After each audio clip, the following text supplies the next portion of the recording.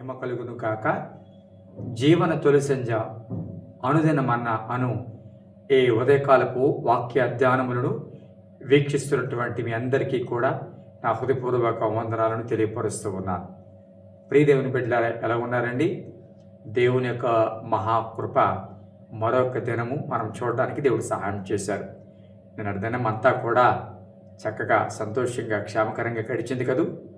ఈరోజు మరి ఆదివారం, అందరూ ఆరాధనలకు సిద్ధపడుతున్నారా? ప్రతి ఒక్కరు కూడా ఆదివారము అనేది క్రైస్తవ జీవితంలో దేవుడితో మాట్లాడే, లేకపోతే దేవుడు మనతో మాట్లాడే, దేవుడితో కొంత సమయము మనము గడిపే రోజని సంతోషంగా లేవాలి.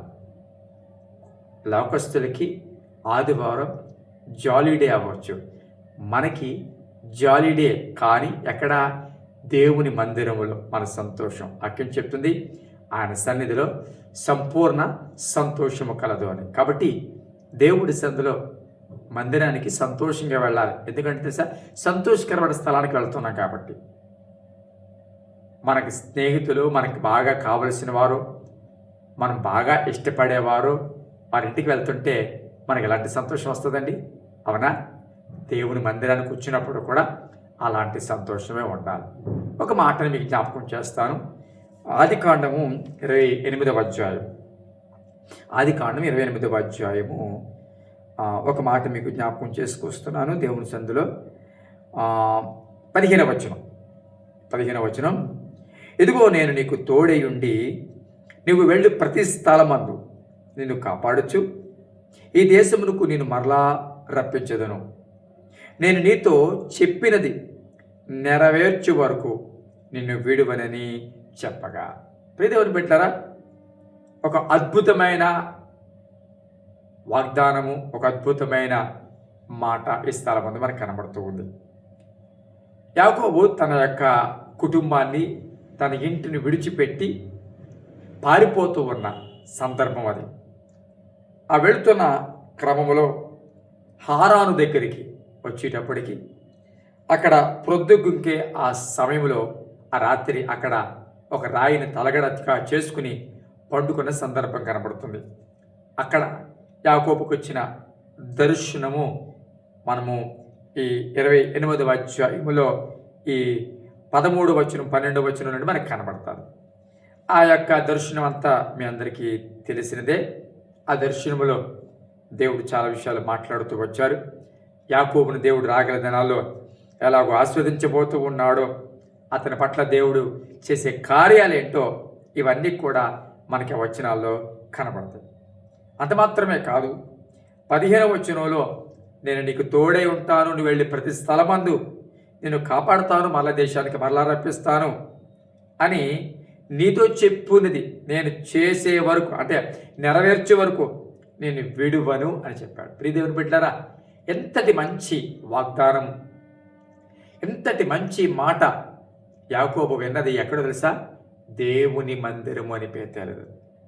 ఎప్పుడైతే ఈ మాటలు విన్నాడో, ఎప్పుడైతే ఈ వాగ్దానాలు పొందుకున్నాడో, వెంటనే యాకోబు దానికి పెట్టిన పేరు, ఇది దేవుని మందిరము, బేతేల్ అని పెట్టాడు. ముందు అది లూజు, కానీ ఇప్పుడు అది బేతేల్. బేతేల్ అంటే దేవుని మందిరం.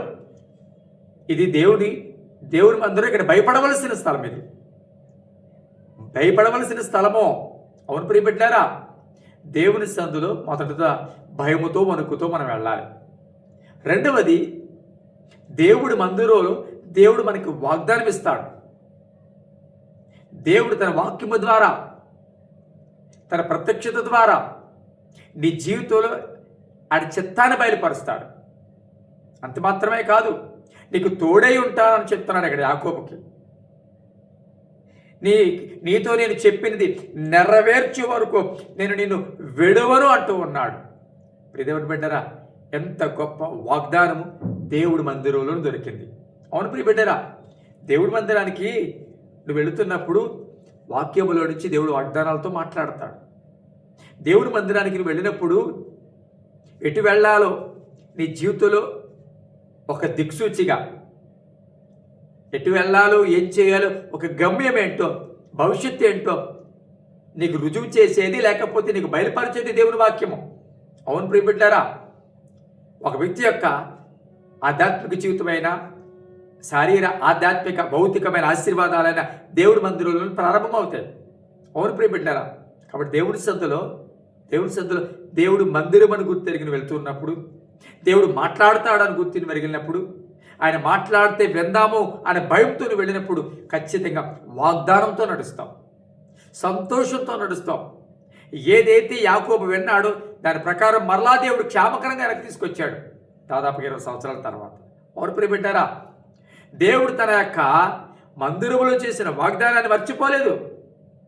నీ జీవితంలో కూడా ఆయన నీతో చెప్పినది నెరవేర్చే వరకు నేను విడివడు. గొప్ప వాగ్దానము, గొప్ప సంతోషము, నీ జీవితంలో ఆయన చిత్తము, ఇవన్నీ కూడా తెలుసుకోవలసిన, లేకపోతే తెలియపరచబడవలసిన స్థలం ఏదంటే దేవుని మందిరం. కాబట్టి దేవుని మందిరానికి సంతోషంగా వెళ్ళాలి, ఆనందంగా వెళ్ళాలి. అంతేకాదు, దేవుని మందిరం అంటే పరలోకానికి దేవుని మందిరానికి సంబంధం ఉంది. దేవదూతలు నిచ్చెన మీద ఎక్కుతూ దిగుతూ ఉన్నారు. అంటే పరలోకపు చిత్తాన్ని, పరలోకపు ఆలోచనలు భూమి మీద నెరవేర్చేలాగా చేసేది దేవుని మందిరం. అది దేవుని మందిరంలోనే ప్రారంభమవుతాయి. ఆ ప్రత్యక్షత ఇక్కడ యాకోబుకు కలిగింది. అంటే పరలోకపు ఆలోచనలు, గైడెన్స్ను అమలు చేసేది, అమలు చేయడానికి కావలసిన సామర్థ్యాన్ని ఇచ్చేది దేవుని మందిరం. కాబట్టి దేవుని మందిరంలోకి నువ్వు వెళ్ళినప్పుడు దేవుడు నీతో మాట్లాడతాడని వెళ్ళాలి. దేవుడు మాట్లాడినప్పుడు నేను వింటాను, నేను లోబడతాను, నేను సరి చేసుకుంటాను, నేను దిద్దుకుంటాను అని వెళ్ళాలి. ఈ మాటలు వింటున్న ప్రియబిడ్డారా, దేవుడి సన్నిధిలో తప్పకుండా అందరూ కుటుంబాలతో సహా మందిరానికి వెళ్ళాలని నేను మీకు మనవి చేస్తున్నాను. మీరు ఒకవేళ కాకినాడ పట్టణానికి సంబంధించిన వ్యక్తులైతే ఏ మందిరానికి మీరు ఒకవేళ వెళుతుండకపోతే తప్పక స్థానిక మందిరంలో, శవమూర్తి నగర్ స్థానిక మందిరంలో ఆదివారం 3 ఆరాధనలు జరుగుతున్నాయి. మొదటి ఆరాధన 8:30కి జరుగుతుంది, రెండవ ఆరాధన 10:30 నుంచి ఉంటుంది, సాయంకాలం 3వ ఆరాధన 7:30 నుంచి ఉంటుంది. కాబట్టి మీరు ఏ మందిరానికి వెళ్ళని వారైతే, ఆత్మీయ జీవితంలో వెనుకబడిపోయారు అని ఒకవేళ అనుకుంటున్నట్లయితే, మళ్ళీ ఆత్మీయంగా బలపరచబడాలి అని అనుకున్నట్లయితే, ఒక మంచి మందిరం కొరకు మీరు ఎదురు చూస్తున్నట్లయితే మిమ్మల్ని ప్రేమపూర్వకంగా ఆహ్వానాన్ని తెలియపరుస్తున్నాను. రండి, తప్పకుండా మీరు ఆత్మీయంగా బలపరచబడతారని నేను చెప్పడానికి సంతోషిస్తున్నాను.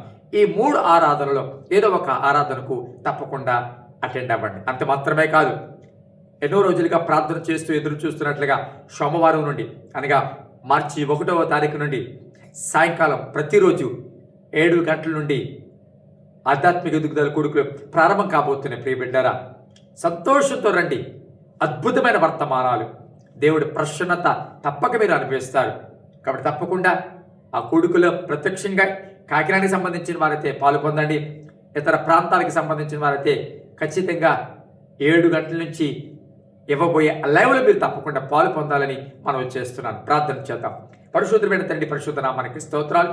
ఈరోజు ఆదివారం నాయన, బిడ్డలందరూ మందిరానికి సిద్ధపడుతూ ఉండగా అయ్యా, చక్కగా మందిరానికి క్షేమకరంగా తీసుకెళ్ళి ఆధ్యాత్మికంగా బలపరచబడి మందిరంలో ఆత్మతో సత్యముతో నేను ఆరాధించి మళ్ళీ తిరిగి రాగలిగిన కృప తెచ్చండి. వచ్చేటప్పుడు సంతోషంతో తిరిగి రావాలి, ఒక ఆశతో, ఒక గురితో తిరిగి రావడానికి సాయం చేయండి. బలహీనులు బలపరచండి, అనారోగ్యంగా స్వస్థపరచండి. ఈ కార్యక్రమాన్ని వీక్షిస్తున్న వారు ఏ కొరతలో ఉన్నారో, ఏ లోటులో ఉన్నారో, ఏ బలహీనతలో ఉన్నారో వారిని ముట్టి బలపరిచి బాగు చేయమని, మహిమ పొందమని యేసు నామమున అడుగుచున్నాను మా ప్రభువు తండ్రి. ఆమేన్.